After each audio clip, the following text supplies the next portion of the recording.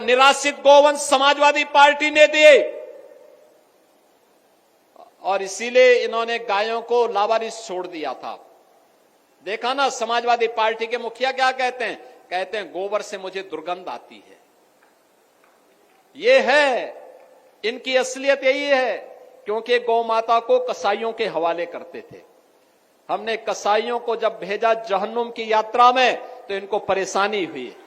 इनकी परेशानी तो वह है कि इनके मित्र कसाई सब चले गए जहन्नुम में।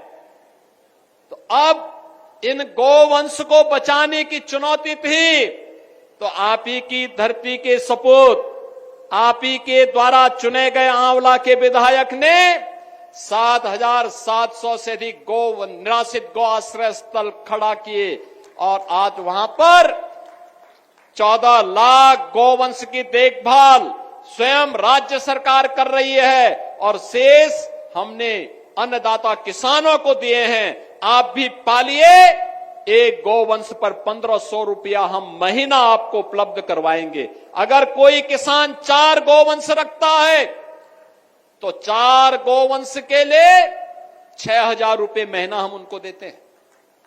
आप याद करिए, आम के आम और गुठली के भी दाम, इसी को कहते हैं। यानी गौ माता की सेवा का पुण्य भी पाओ और सरकार का अनुदान भी पाओ। और इसीलिए आज के इस अवसर पर भारत के अंदर भारत की परंपरा तो गौ और गंगा की परंपरा है। हमने अगर गंगा माता की पूजा की है तो गंगा माता ने हमें एक नई पहचान दी है। नमामि गंगे परियोजना के कारण आज प्रयागराज महाकुंभ ने उत्तर प्रदेश को एक नई पहचान दी है। 66 करोड़ श्रद्धालु प्रयागराज में आया, भव्य और दिव्य कुंभ का दर्शन किया। बहनों और भाइयों, ऐसे कभी नहीं हुआ पहले। नमामि गंगे परियोजना के कारण मां गंगा की आराधना, अविरल और निर्मल गंगा की परिकल्पना को प्रधानमंत्री मोदी जी ने साकार किया। आज भव्य और दिव्य कुंभ बदले में हमें मिला। हम आभारी हैं प्रधानमंत्री मोदी जी के, जिनके कारण उत्तर प्रदेश को ये भव्य और दिव्य कुंभ करने का अवसर प्राप्त हुआ और उत्तर प्रदेश की एक नई पहचान वैश्विक स्तर पर पहुंची।